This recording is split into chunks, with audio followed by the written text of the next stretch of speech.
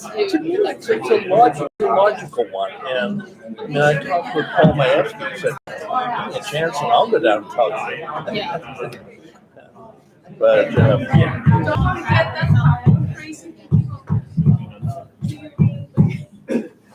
good evening.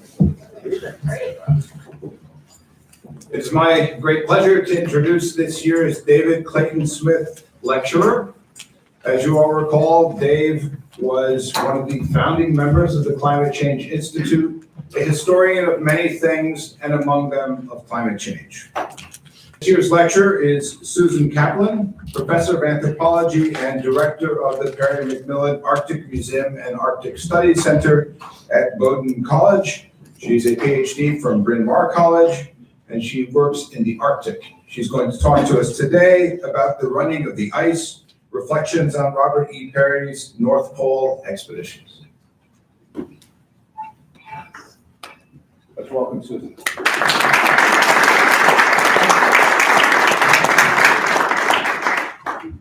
And thank you so much for inviting me here today. The afternoon has been quite interesting, and I look forward to hearing more tomorrow. So, in late July of 2012, my colleague, Jenny Lemoyne, and I, along with a graduate student and a polar bear watcher, flew from Tanqueray Fjord, which you see here in Ellesmere Island, to Cape Sheridan in a twin otter flown by Ken Boric pilots. Located on the coast just south of Canada's Alert military base, Cape Sheridan served as the base of operations during Robert E. Peary's 1905-06 and 1908-09 North Pole expeditions. In 1905, many of the high Arctic islands had not been officially claimed, nor were parts of Greenland, so he could go anywhere he wanted to if he could get there. Jenny and I, over the last 2 decades, have been studying Peary off and on while we do other things. Both of us are archaeologists. And in particular, we've been studying the impacts of Inuit. I use the word Inuit, you've heard the word Inuit.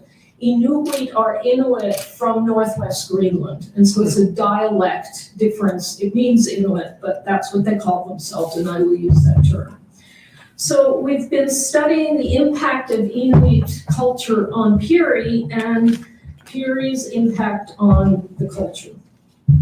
We've read published accounts, delved into Peary-related documents in archives, scrutinized historic photographs, and a bit of film that exists, examined archaeology sites, gone to most of the places Peary frequented, although neither of us has been to the North Pole. And we've worked with Western and Inuit descendants of expedition members, and in fact ferreted out a number of documents and photographs that were in the hands of those individuals that had not seen the light of day.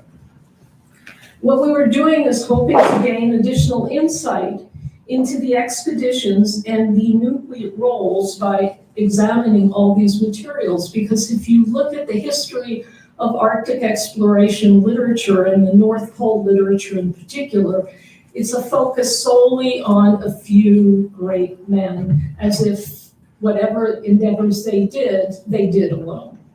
And so history has really forgotten a lot of people. The Ken Boric flight took a few hours, and then the pilot spent about an hour trying to find a place to land. Sometimes he would gently test the river terraces with his wheels, and it was finally one river terrace that after 3 tests, he decided to get us down. About 45 minutes of circling, my excitement and wonder at what was below me started to be replaced by a great deal of concern that the aerial shots I had of Cape Sheridan landscape with barely a discernible archaeology site in view was going to be the sole content of an NSF report and an expensive plane ride. But the Boric pilot finally landed us on this short terrace. We unloaded the plane, and in an instant he was off. And he had left us in a polar desert, a landscape that was last occupied in 1908 by Peary's expedition members. Prehistoric people never settled in this area. They sort of ran through it real quickly. And during our time, we saw 3 seals, or 1 seal 3 times, a handful of geese raising their young, 1 fox who adopted us and ate all the edible garbage he could find, a lone muskox indignant that our camp was in his way as he went down to the river, some polar bear paw prints, and dozens of furry bumblebees. But let's step back 110 years.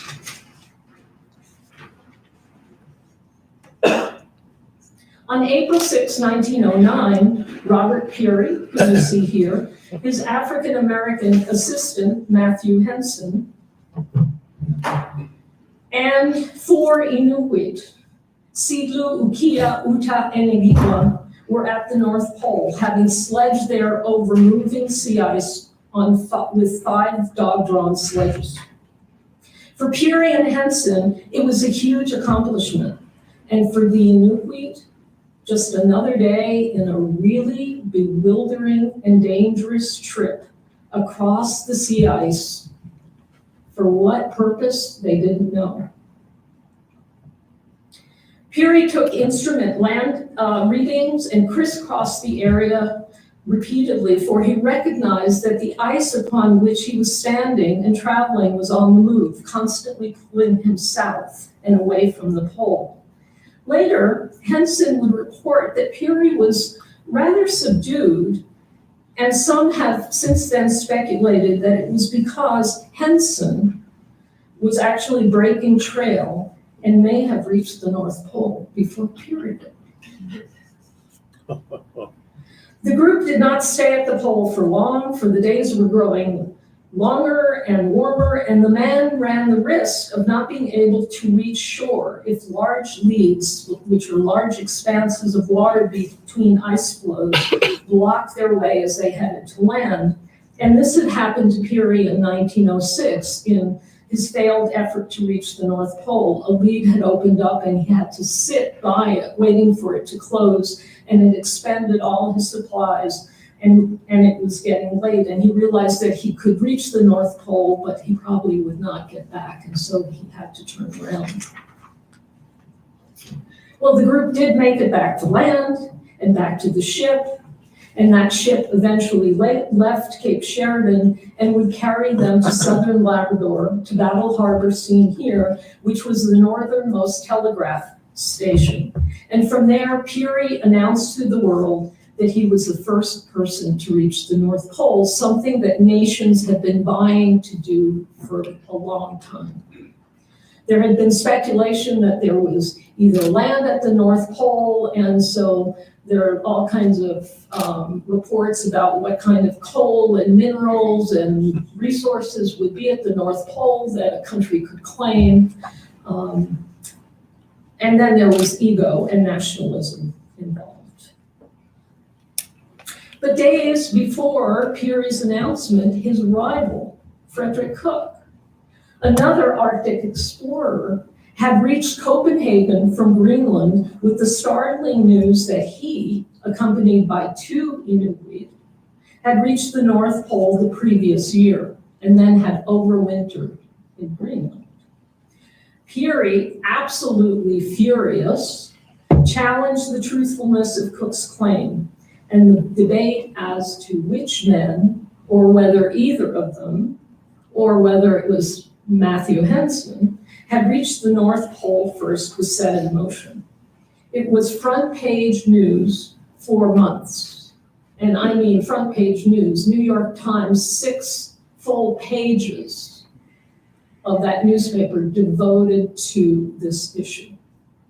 Indeed, to this day, the debate continues fiercely, I can tell you, among certain people, including and especially the Peary and Cook relatives.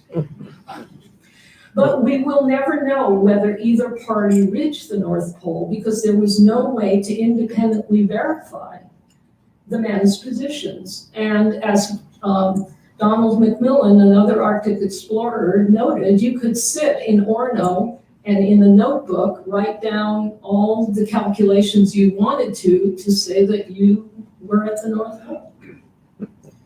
Well, rather than focus on that question, which in my position I find really tiresome, you can read the dozens of books and articles written about it. But I want to focus on how Peary prepared for his North Pole expeditions, for I believe it will prove instructive to those of you who have started or are about to start your fieldwork-based careers. And also because the man has been rendered so one-dimensionally. And then also discuss the Inuit, who are, as I mentioned, forgotten in history. Peary was born in Crescent, Pennsylvania. Upon his father's death, he and his mother, Mary Wiley Peary, moved to Maine, where she had relatives. And he attended various schools and graduated from Portland High School. He was awarded a scholarship to Bowdoin, where he majored in civil engineering and was second in his class, and was a very, very ambitious, clever young man. A few years after graduating from Bowdoin, he passed an arduous exam and was appointed to the U.S. Naval, he was appointed a U.S. Naval civil engineer, and in 1885 was sent to Nicaragua to survey for a canal that was never built. Henson, who he had met at a haberdashery, went along as his valet. Peary then turned his attention to the Arctic.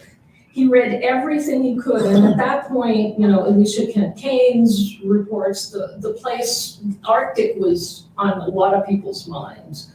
And he read everything he could, raised some money, and went to Greenland to explore the ice cap and test equipment that he had designed.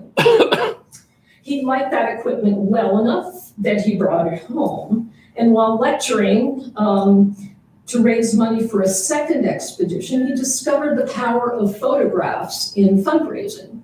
And so he had this studio portrait taken. He was in a West Greenland Inuit sealskin outfit. He's sitting on a toboggan of his design wearing skis, and he believed that these toboggans and man hauling were just the way to explore the Greenland ice cap. It was at this time that he also met and married Josephine Peary, an important figure in his life. Not only did she travel to the Arctic with him, but she scandalized Victorian society, but then astonished everyone even more when she was pregnant and went to the Arctic with a midwife and had a kid in the Arctic. She ended up being a major but reluctant fundraiser for him. And so this stage was set for his Arctic career. On his second trip to Greenland, Matthew Henson was along, this time as an assistant. And Peary set his goal as being to cross the Greenland ice cap, but Fridtjof Nansen beat him to it. So Peary started to explore northwestern Greenland, continuing to perfect his gear, designing toboggans, as you see in this linen drawing that he did, and sledges. But once he got off the ice cap, he realized that he was in a very, very different terrain. And he also started to work with the Inuit, and they had their dog-drawn sledges. And he suddenly realized this man-hauling stuff, he was wrong about it. And so he abandoned the toboggans and he abandoned the man-hauling, acknowledging that he was wrong. But he became obsessed with developing the perfect sledge. He calculated how much a dog could pull, how much a human being could handle of a load. He calculated the friction qualities of various kinds of runners with various kinds of loads. He built sledges out of various kinds of wood, some of them pegged and lashed, some of them just pegged. And he kept notes on how they performed and where they broke. And he was very, very frustrated because his sledges kept breaking, and at this point, it was 1904, so he had just spent years in the Arctic, and he was chafing because his men were losing time, having to stop, unload the sledges, repair them, load them back up. And so suddenly he looked to his side at the Inuit, because they had sledges. Now they lived far beyond any source of wood. And they had small sledges, maybe 3 feet long, lashed together with pieces of driftwood, animal bone, walrus, narwhal tusk, anything that they could find. And he realized these things were totally lashed together, and that the Inuit had designed the perfect sledge for the rough terrestrial and sea ice terrain that they covered. The sledge was perfectly flexible, so it could withstand all the bumps and twists to which it was subjected, and it wouldn't break. So, Peary imported oak to Greenland on one of his ships, and by 1908 had perfected a perfect sledge that was completely lashed together, save for its metal shoeing. This is one of those sledges. It's at Bowdoin College. It's called the Hubbard sledge, named after Thomas Hubbard, who was a major benefactor and Bowdoin alum. Peary was very clever in fundraising, naming people and equipment after wealthy individuals. His expedition sledges, this one is 15 feet long. Some of them were shorter depending on how they were going to be used. Henson and the Inuit built the sledges, and they worked under all kinds of wonderful circumstances. Here the sledges are being maneuvered through some twisty, turny passages over the rough sea ice, on bare ground. And by the way, these slides that you're looking, these are originally black and white photographs that were then hand tinted and sandwiched. They're called lantern slides. So this is incredible artistry besides being wonderful photographs. And the smaller sledges, here you have an Inuit lad hot rodding back to the ship. Because the sledges worked wonderfully under all kinds of circumstances. Peary was equally, in fact, more obsessed with stoves. We went through his papers, volumes and volumes of papers at the National Archives, and there are doodles of stoves on all kinds of drafts of correspondence, on receipts, you name it, there's a doodle of a stove on it. In fact, in 1908, Macmillan, who had just been hired to become part of the 1908-09 expedition, had been summoned to Peary's hotel room in New York to help Peary purchase expedition equipment. And he's written a book where he reports entering the hotel room, and the entire back wall was occupied by a sea of stoves ordered from around the world. Peary had tested them all and found them all inadequate. He wanted a stove that would heat quickly and burn fuel efficiently, and that was light. He was very concerned about the comfort of his men, and the sledge load. The less fuel and the lighter the sledge, the more food the sledge could carry. Ultimately, he designed a stove that burned alcohol. It turned ice into boiling water in 7 minutes and extinguished itself in 9. And of course, he designed a box for it as well. He was equally meticulous about the composition of pemmican that men and dogs would eat, had it packaged to his specifications so that it would get loaded on a sledge very efficiently. He also specified how a sledge would be loaded. The axe always had to be handy in case a dog went through the ice and you needed to use the axe to cut the line so that you wouldn't bring, that dog wouldn't drag the rest of the dogs and the sledge down into the water.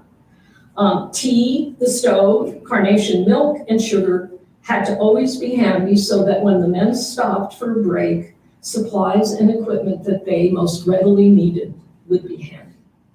Nothing was left to chance. Save for the capriciousness of the weather, Peary said an expedition would succeed or fail based on the planning that went into it.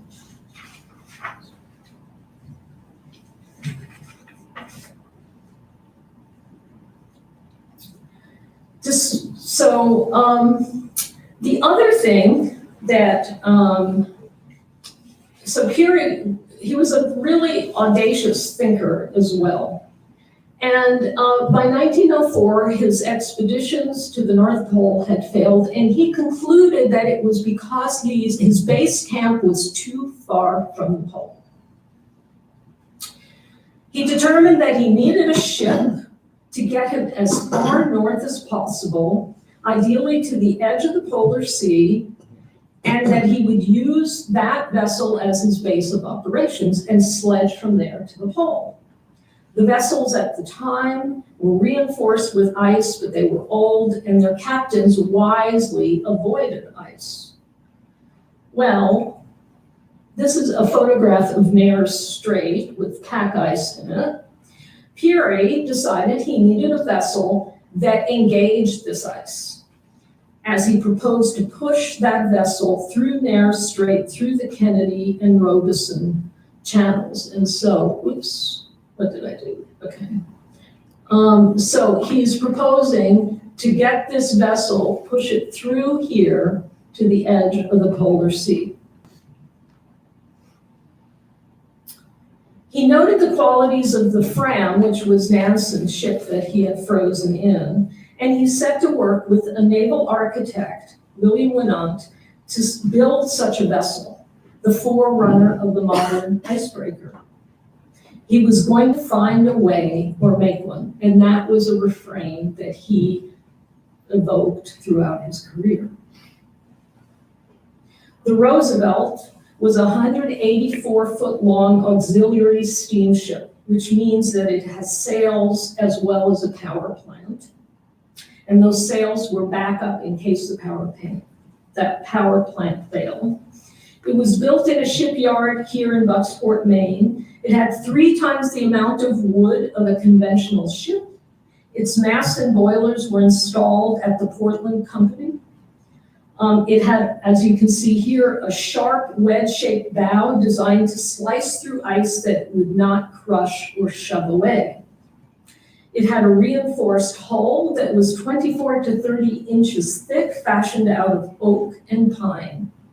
And it had 2 powerful Almy water tube boilers and an additional Scotch boiler. And that Scotch boiler was designed so when the vessel engaged the ice, it would have extra power to push. The propeller was tucked underneath to protect it from the ice. It had a shallow draft so it could be maneuvered close to shore. And its hull was slightly egg-shaped so that if it got pinched, it wouldn't get crushed, but rather it would rise up as it was being pinched. Peary chose young Robert Bartlett, a descendant of a legendary line of ice captains to be the captain of the Roosevelt, and he was a young 32, 34-year-old man. And George Wardwell, the chap you see to the left, was from Bucksport and was chosen to be the chief engineer, and I consider him the hero of all of this. In the course of our research, I made contact with Wardwell's relatives. They had journals, and I tracked down his photographs, and he kept detailed journals on both expeditions. And they reveal a picture of these expeditions unlike anything you see in the published literature. In fact, on the maiden voyage, the Almy boilers were really burning really hot, and there was so much buttressing of the vessel that the beams close to the boilers caught on fire. So for the first 2 weeks, there were constantly fires aboard the ship. And not only that, but these boilers were unpredictable, and they malfunctioned so often that they earned the names Peary and Vesuvius after volcanoes with famously large eruptions. Not in Peary's books. And here is one of the journals. The family's given me permission to publish them. They are really extraordinary. Despite that, the vessel performed well, and Bartlett, without hesitation and with enthusiastic support of his commander, charged the ice with the vessel. However, at one point, partway through Nares Strait, the ship was stopped. What to do? Well, Bartlett called upon Mr. DuPont, the term he used for dynamite, used to blast through the ice. Charges were set, and he and Peary, from the accounts, were just having a great time blowing up ice, but they were setting the charges closer and closer to the ship. And dear Mr. Wardwell, he's below deck in the engine room, and he's getting worried because he's starting to feel the effects of this. So he goes out onto the deck, and he cautions these two guys who are having a grand time that they're going to they're setting charges too close. Oh, go back, you're just such a worrywart, is essentially what they say to him. And of course, what happens? One of the blasts causes all the equipment in the engine room to jump, destroying all the boiler plumbing and opening up leaks in this brand new ship. And of course, Wardwell goes and spends days rebuilding the entire boiler system. That's not in the book either. Now, Peary lived during, and here's the Roosevelt tucked close to shore at Cape Sheridan. Now, Peary lived during a very racist time, and in many ways he was quite racist. But between 1905 and 1909, there were major lynchings going on in the South, and neither African Americans or indigenous people were respected by many white Westerners. Yet Peary had the openness of mind to, first of all, acknowledge Henson's intelligence and take him on as an assistant, and to look at Inuit technologies and strategies and realize that in many ways they were far superior to anything the West had come up with.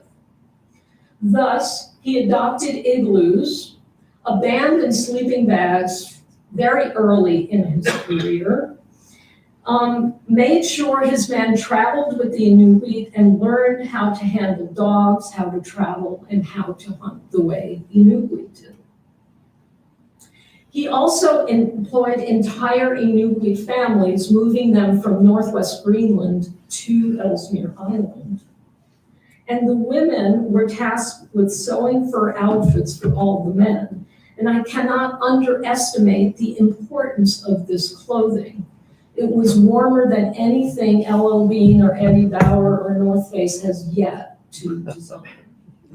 It had to be warm, it had to be waterproof, and that required tremendous knowledge on the part of the So here's a photograph of Matthew Henson wearing polar bear skin pants, which all the men wore, skin boots, and in this case, he's wearing a sealskin parka because early on, Peary had realized that caribou skin parkas were so warm that the men overheated doing arduous work. And so the system was that you wore sealskin parkas, so the sheepskin parkas. The sheepskin was imported by Peary, and the women sewed it. And you changed into your caribou skin parkas when you were going to sleep at night. I can also say that Henson was the most respected man on this expedition from a Western or Inuit perspective. He became a really excellent dog sled driver. He learned Inuktun. He was a great carpenter and a kind human being. In fact, the Inuit name for him was Matthew, translates Matthew the Kind One. Peary didn't forget Western science. He pushed instrument makers to improve the accuracy of navigation instruments. And he assigned Ross Marvin, who you see here, to keep weather records multiple times a day. And he did. There are weather records that are recorded sometimes 5 times a day in and day out, for 15 months. He also sent teams out to do title readings for the federal government, and the way tides were working was a real question at that time. But Peary also used those that activity as a way to send his men, any Inuit, out in teams together so that they could learn to work together. Also, expeditions up to that point during the winter, people would hang around and get on each other's nerves and get out of shape. And Peary, heck with that. There was moonlight, there was twilight. He sent people out in the winter for months at a time, and they were doing tidal readings, and I think it was every 3 or 5 to 5 hours they were recording the tides. So how did all this work out? The 1905-06 expedition failed, as I told you, when a bleed delayed Peary's party. There had been problems with the Roosevelt, but in 1907, he raised money and made improvements to his outfit such that in 1908-09, the expedition was largely uneventful and successful from his accounts. And on one level, Peary's preparations were really remarkable. People like MacMillian, who you see, he's the center person in this photograph, and bore up the young chap to his right. This was the first time they had been to the Arctic. And yet here they are. This photograph is taken when they're farthest north than most Western explorers had ever gotten. And those Western explorers had suffered profoundly to get there. And yet MacMillian wrote, "We are having the time of our lives." They were just having a blast. And the relationships that MacMillian formed on that expedition endured throughout his life. And he and Bartlett, who also had a long and illustrious career, applied many of the lessons they learned from Peary later, on later expeditions. But what about the Inuit? So, as I said, the families were carried from northwest Greenland to Ellesmere. The vessel was anchored close to shore, and the Westerners lived on board. They had cabins on deck, so they had light and air. The Inuit bailed off the ship as fast as they could for fear that the vessel would catch on fire. And so here is a Wardwell photograph of them camping on shore. So we went to Floberg, to Cape Sheridan and Floberg Beach, which is what this beach is called, to understand the Inuit experience ignored by history. Understanding it by studying the culture, the photographs, reading between the lines of documents, and examining archaeological remains, we hoped to get an Inuit view of what this expedition was like. And so we plotted tent rings, explored, this is a crate house, so this is a house made out of crates, chinked then with sod. And here we are examining the remains of those crate houses at Cape Sheridan. What we didn't expect was to find this, the biggest pile of rusty cans that I've ever seen. Well, at first we thought the alert crew or some other expedition had littered the place. But I found the above photograph taken by George Wardwell, which is of this massive can midden. And those of you who are archaeologists will relate to this. We sat down and we started to examine these cans. Sometimes some of my colleagues call me a garbologist, not an archaeologist. They may have at that point. But the can was being used as a core. Countless cans were very, very carefully cut. And as we looked closely, we found all kinds of vessels that had been fashioned out of cans, cups, containers, plates, as well as makeshift kerosene stoves. Well, I haven't talked much about these women. In the written accounts, women are said to suffer pigloktuk, or Arctic hysteria. This is a condition that was described in the literature where they seem to have a breakdown, tear their clothes off, run out of the tents or off the ship across the landscape. They would have to be pursued, they would have to be restrained, tied, and dragged back to the base. Otherwise, they would die of exposure. And after a night, they would return to their normal selves. The medical profession has argued that this was some kind of seasonal affect disorder or a vitamin deficiency. Lyle Dick, an ethnohistorian, has proposed that this was a response to extreme stress that these women were experiencing as their husbands, fathers, and brothers were away with Peary, and the men on the ship were asking the women for sexual favors.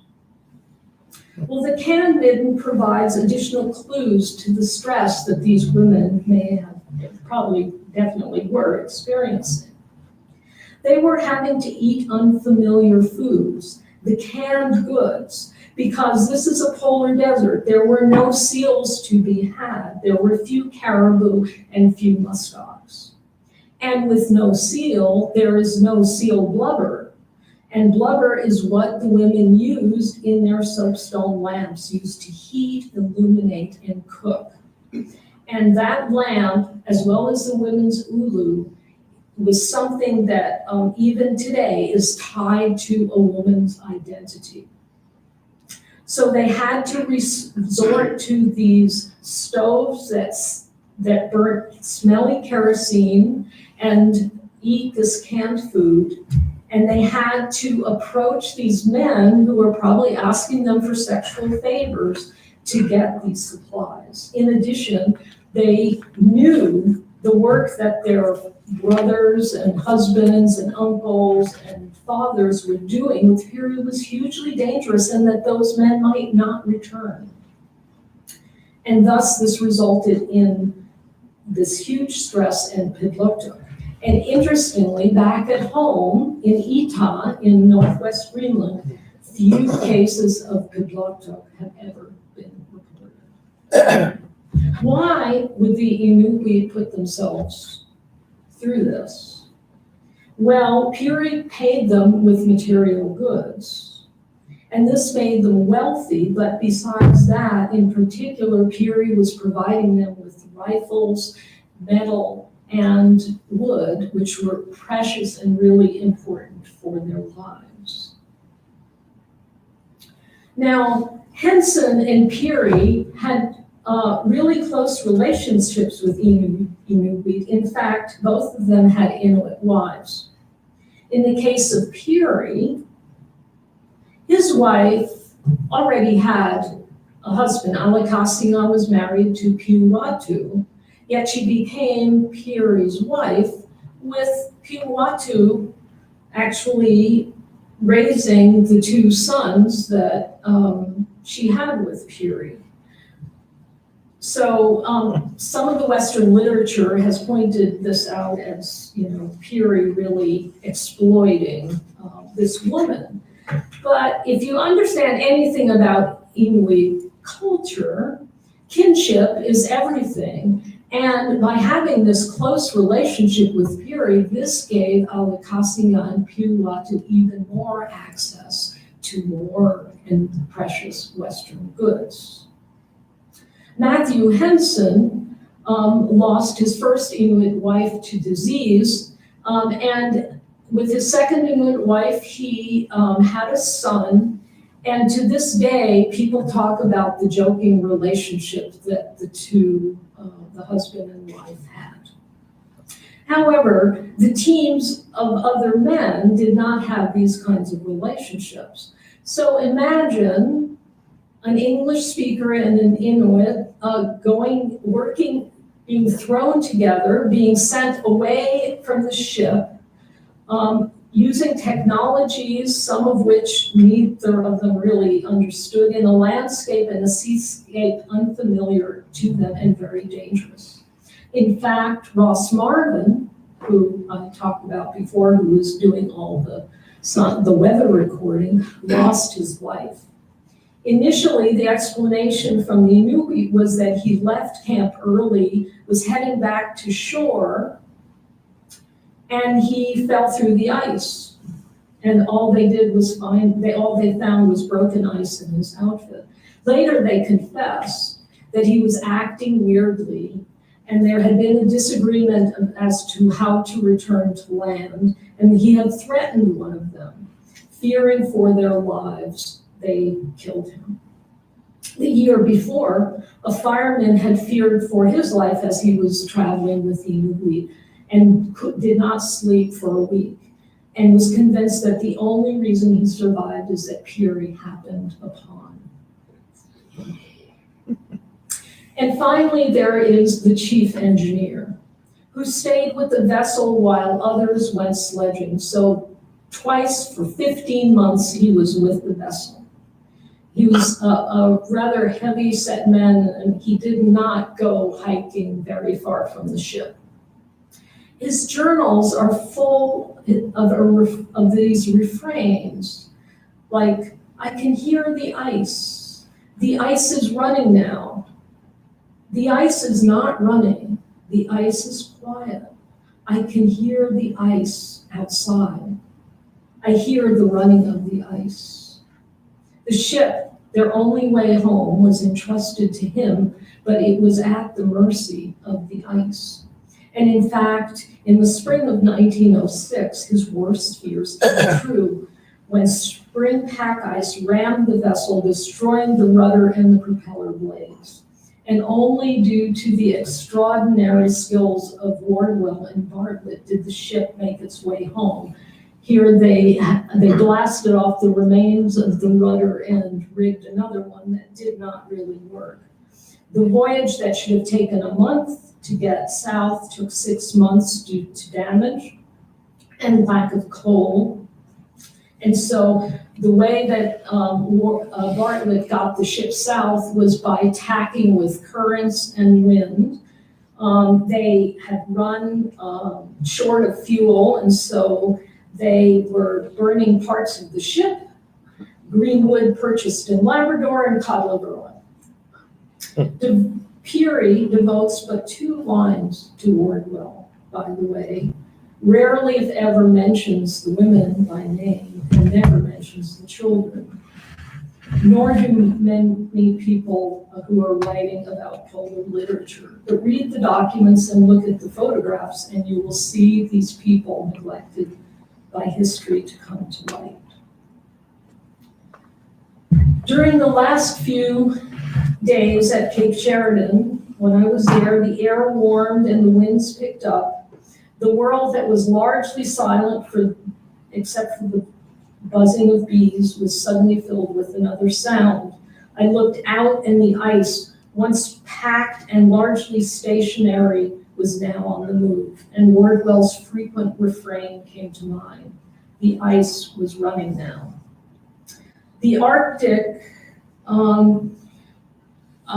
came to full view as we flew out of Cape Sheridan and were dropped into the contemporary Arctic, so different than it was 110 years ago.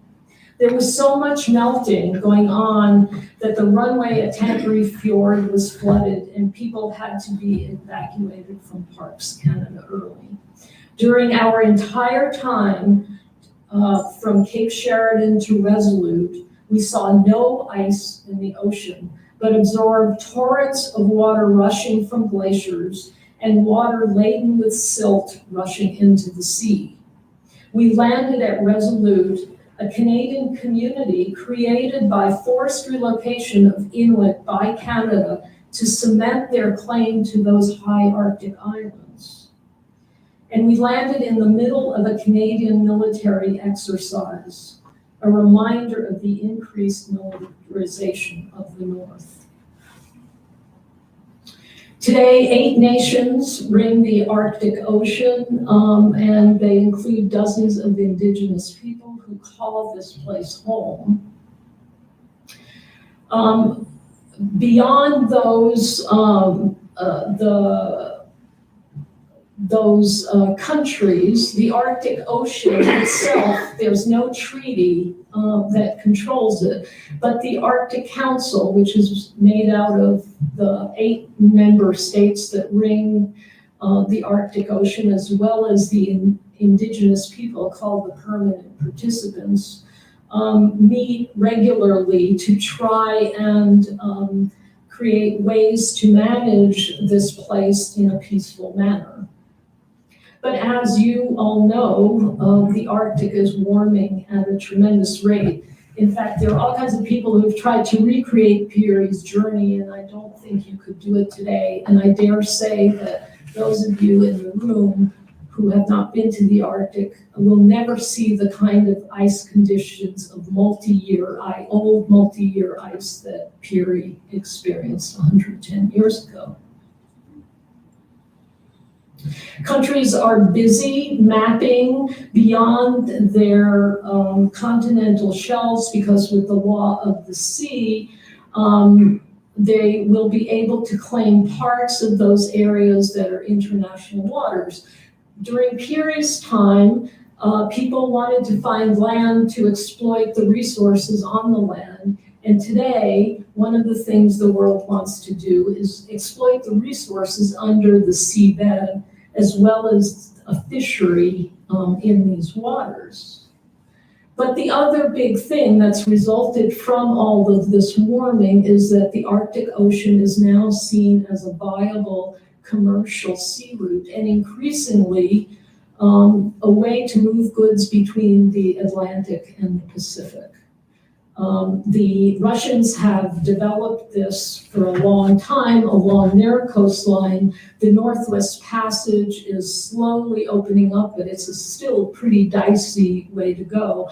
And the Chinese, who have declared themselves an Arctic nation and have far more icebreaker power than the United States, are exploring an over-the-pole route between the Pacific and the Atlantic. In fact, vessel traffic over the last 40 years has more than doubled, and it keeps going up. Gas and oil leases. Everyone basically is looking to exploit this newly open region, and it's not just those resources. Rare earth minerals have been found in Canada and Greenland, and the Chinese in particular are very eager to exploit them. Diamond mining, anybody go to Tiffany, look at their diamonds. Their new diamonds are from Nunavut. Nickel is the other major resource being exploited in this region.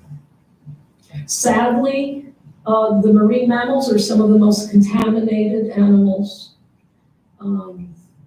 in the Arctic because persistent organic pollutants have concentrated in the Arctic and have found their way into these animals.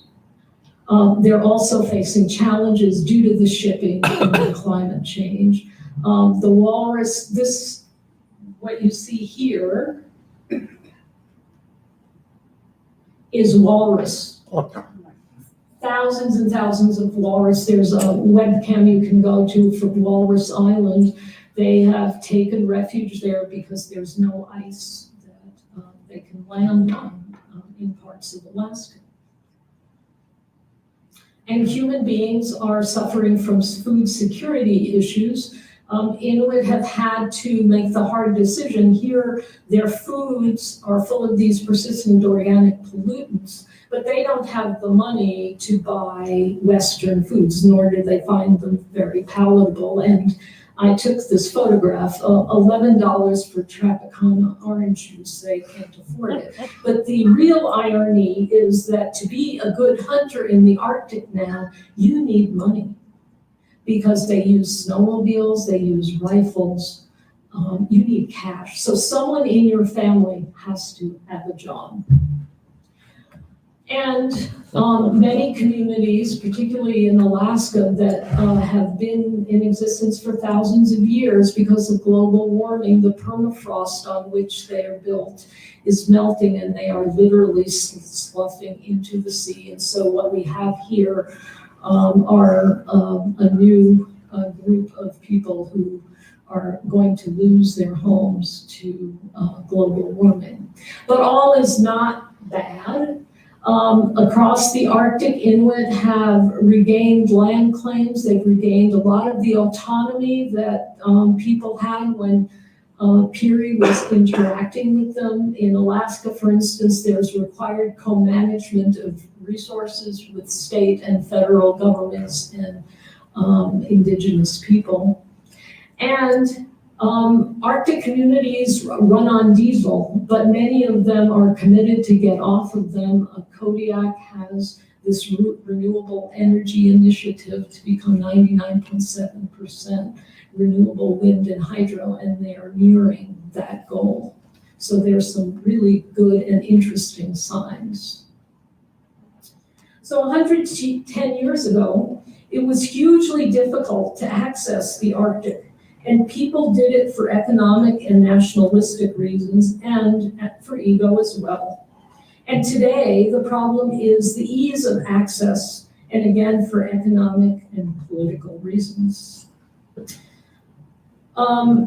In that time, Inuit have experienced all kinds of historic traumas, the result of elements of colonialism. And on top of that, as I've said, the region is feeling the effects of contaminants and climate change. Now, Inuit are resilient and innovative people, but their problem-solving skills are being tested as they face these challenges on multiple fronts. Those of us who live in the South need to work with them in a manner more collaborative than the one that Peary exhibited, but he, in a way, had the right spirit. We need to work with the indigenous people and put our collective knowledge, skills, and creative work together to figure out how to change the social, the economic, political, and environmental trajectories that we are on. Peary never saw an obstacle he thought he could not handle, as that saying indicates. Solutions were not always easy, they were not always immediate, sometimes they took a while. We need to put our collective brains together and follow his example. Thank you for your attention.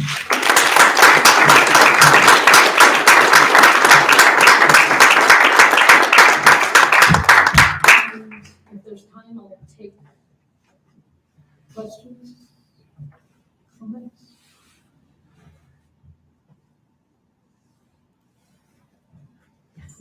Well, as the Inuit are having to make these changes, how much of the traditional lifestyle persists, or is it really disappearing as they're having to adapt? They are amazing because their traditions persist. They adapt them, but they do persist. In Alaska, for instance, they're totally missionized, going to church, but they, before Westerners came along, they believed in animism, they believed in animal spirits, respect for animals sort of watching, and that attitude exists alongside with their Christianity. So you can go into a community and you'll see Western houses. They're on Facebook more than anyone should be. But those values are still there. And it's really quite remarkable. And their problem-solving skills. I had a group of whaling captains down at Bowdoin, and they were very concerned because with all the shipping, if you look at the map, all the shipping goes through the Bering Strait, right? That narrow strait between Alaska and Russia. Now, that is a congested waterway because all kinds of marine mammals go through there, all these ships go through there, and this is where people hunt, in these tiny little boats. And so they're very, very concerned. They realized they could not stop the Chinese from sending these massive ships through. Interestingly, they quietly negotiated with people like Shell Oil.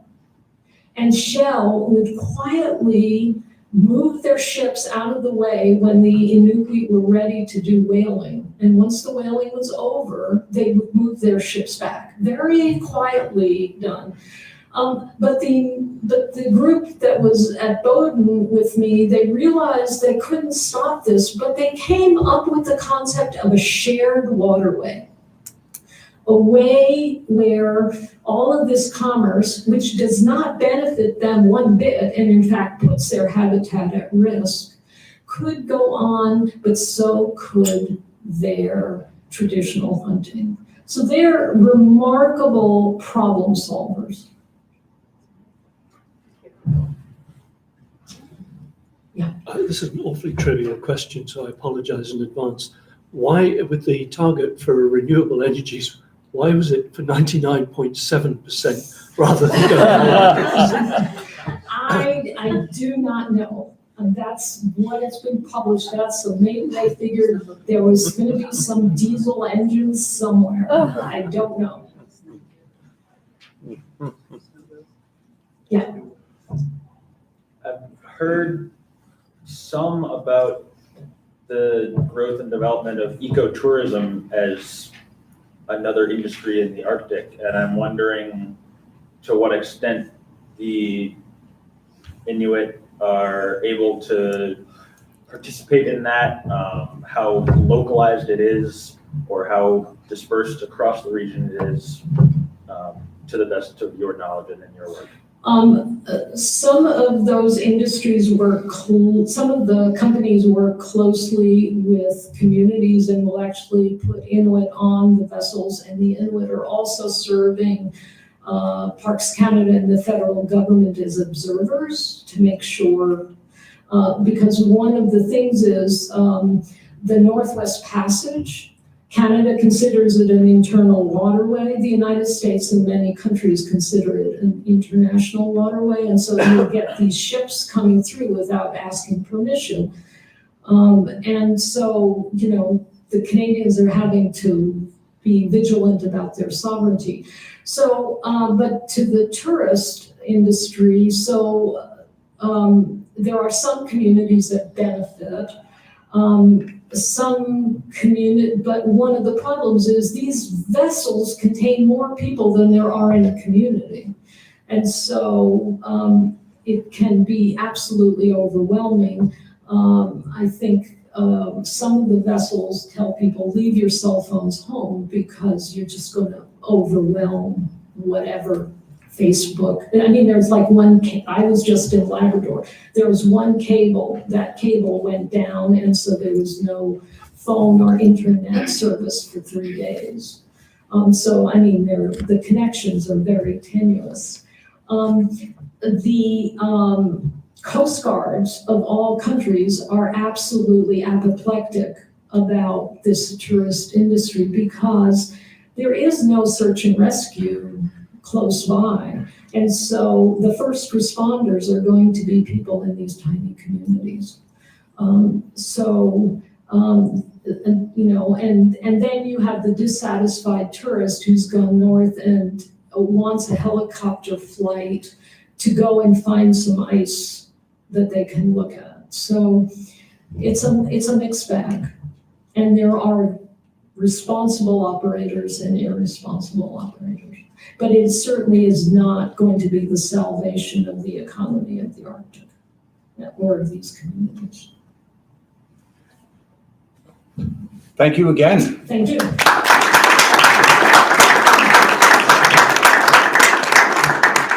Let me just remind people that we start tomorrow at 9 o'clock with breakfast, and then the program begins at 9:30.